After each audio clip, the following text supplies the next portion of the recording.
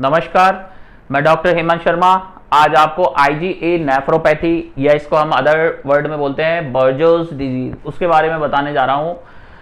तो स्टार्ट करते हैं। इस वीडियो के माध्यम से हम जानेंगे इसके सिम्टम्स क्या हैं, इसके कारण क्या हैं, इसको डायग्नोज कैसे करें, इसको ट्रीट कैसे करें। तो देखो, आईजीए नेफ्रोपैथी एक होता है पोस्ट स्ट्रेप्टोकोकल नेफ्रोपैथी।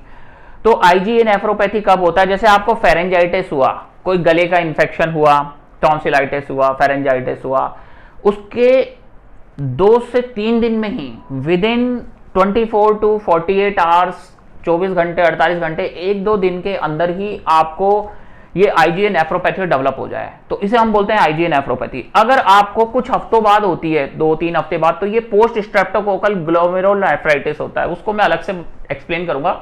आज हम आईजीए नेफ्रोपैथी के बारे में बात कर रहे हैं, ठीक है। ये आईजीए नेफ्रोपैथी हो गया। इसमें नेफ्रोपैथी मतलब किडनी में डैमेज होना, या आईजीए ग्लोमेरुलोनेफ्राइटिस आप बोल दीजिए। ये एक मोस्ट कॉमन ग्लोमेरुलोनेफ्राइटिस है वर्ल्ड वाइड एडल्ट्स में। जो जवान लोग हैं उनके अंदर ये आईजीए नेफ्रोपैथी मोस्ट कॉमन देखा जाता है। अब इसमें क्या होता है, जो आईजीए एंटीबॉडीज हैं वो डिपॉजिट होने लगती है ग्लोमेरुलाई में, किडनी में। तो वहां पे क्या है, वो उसको डैमेज करने लगती है, किडनी फंक्शन को। तो अब हमें कैसे पता चलेगा कि आईजीए नेफ्रोपैथी हुआ है या नहीं हुआ है? तो देखो, 2 तरीके का आईजीए नेफ्रोपैथी होता है। एक तो होता है एग्रेसिव, वेरी सीवियरली एग्रेसिव, एक होता है नॉन एग्रेसिव, ठीक है।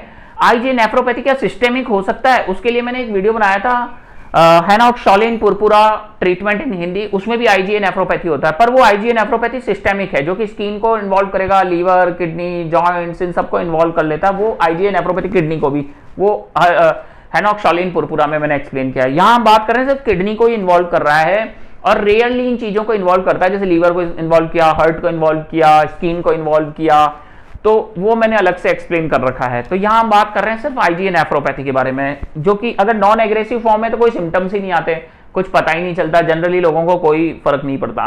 पर अगर सीवियरली एग्रेसिव आईजीए नेफ्रोपैथी है तो आप देखेंगे आपके यूरिन में ब्लड आ रहा है, हेमाटूरिया, खून भी आने लगता है, पैरों में सूजन आ रही है, स्वेलिंग आ रही है, डिसलिपिडीमिया, अगर कोलेस्ट्रॉल का जांच करेंगे कोलेस्ट्रॉल लेवल बढ़ रहा है, ठीक है। ये सब आप चीजें नोट करेंगे, बीपी बढ़ रहा है। तो ये क्या हो रहा है, आपका आईजीए नेफ्रोपैथी की वजह से हो रहा है। यूरिन आ नहीं रहा है, 6 घंटे हो गए यूरिन बन ही नहीं रहा है, एन्यूरिया, तो आप एक्यूट किडनी इंजरी की तरफ बढ़ रहे हैं। और भी सीवियर केस है तो हो सकता है आपको पुरपुरा भी आए, तो ये आईजीए नेफ्रोपैथी हो गया आपका, ठीक है। आईजीए नेफ्रोपैथी, इसमें क्या है, आईजीए एंटीबॉडी डिपॉजिट्स होंगे, वो आपकी किडनी को डैमेज करेंगे, या अदर ऑर्गन में जाएंगे तो वहां पे डैमेज करते हैं, ठीक है। ये हुआ आईजीए नेफ्रोपैथी। अब हम बात करते हैं कि इसके कारण क्या है। मैंने बताया भाई, फेरेंजाइटिस के बाद आपका जो ऑटो इम्यून सिस्टम है वो ओवर एक्टिव हुआ, तो उसकी वजह से हुआ। अब इसको हम डायग्नोस कैसे करें? भाई, ये आईजीए नेफ्रोपैथी है, इसको डायग्नोस करने के लिए हमें जो एग्जैक्ट रीजन होता है वो बोलते हैं बायोप्सी करके देखो। बायोप्सी करके देखो, तो बायोप्सी में हम देखेंगे किडनी का। उसके अलावा अगर हेमाटूरिया है, खून आ रहा है, तो सिस्टोस्कोपी दूरबीन डाल के देखो भाई कौन सा सोर्स है, कहां से ब्लड आ रहा है, तो उस सोर्स को ठीक करो। क्रिएटिनिन करके देखो, सीरम क्रिएटिनिन आपका बढ़ा हुआ आएगा, किडनी फंक्शन।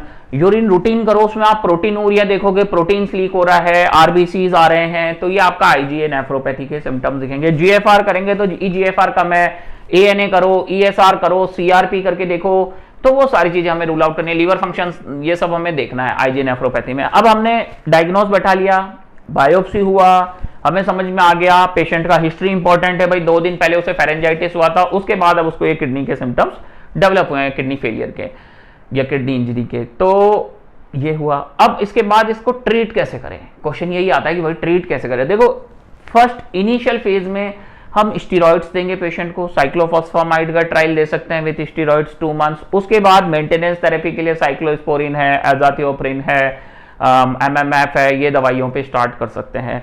और अगर बहुत सीवियर केस है, नहीं ठीक हो रहा, तो फिर प्लाज्मा फेरेसिस वगैरह पे भी हम जा सकते हैं। उसके अलावा ट्रांसप्लांट भी एक ऑप्शन होता है, पर वो बहुत ही रेयर, वेरी रेयर, इतना कोई कॉमन नहीं होता है, ठीक है। तो ये चीजें रहेंगी। उसके अलावा डाइट है, योगा है, मेडिटेशन है, कॉन्फिडेंस है, डिजीज का प्रॉपर नॉलेज है, ये चीजें बहुत इंपॉर्टेंट है, आपको हर चीज समझनी होगी। अब ये पूछते हैं क्या ये क्योर हो जाती है? देखो, मैक्सिमम केसेस में ये अपने आप ही ठीक हो जाती है, इसमें कुछ करने की जरूरत नहीं पड़ती है। पर कुछ केसेस में ट्रीटमेंट करना पड़ता है जो एग्रेसिव फॉर्म होती है। मैंने ये भी बताया, कुछ नॉन एग्रेसिव फॉर्म तो हमें पता ही नहीं चलता, पता ही नहीं चलेगा कि भाई ऐसा कुछ सिम्टम भी है, ऐसा कुछ हुआ भी है। तो ये चीजें हैं, ध्यान रखना है। अगर सिस्टमेटिकली इन्वॉल्व हुआ है तो ऑलवेज एक्सपर्ट का ओपिनियन मायने रखेगा। कुछ स्टडीज हुई है उसमें बताया ओमेगा 3 आपका किडनी प्रोटेक्शन में हेल्प करता है, तो वो दे सकते हैं। और न्यू स्टडीज हमेशा आता रहता है, रीनो प्रोटेक्टिव ड्रग्स हम स्टार्ट करेंगे पेशेंट को ताकि किडनी फंक्शन मेंटेन रहे। उसके अलावा हम पेशेंट का यूरिया लेवल चेक करेंगे, यूरिक एसिड लेवल चेक करेंगे, तो सिम्टोमेटिक और साथ में ये बीमारी ठीक भी हो जाएगी। तो इसमें डरने की जरूरत नहीं है, तनाव लेने की जरूरत नहीं है। आप जितना खुश रहेंगे उतनी जल्दी ठीक होगी। और साथ में एक एक्सपर्ट ओपिनियन जरूर रहेगा और एक्सपर्ट का ट्रीटमेंट साथ लेना है आपको। डाइट इंपॉर्टेंट रोल प्ले करेगा।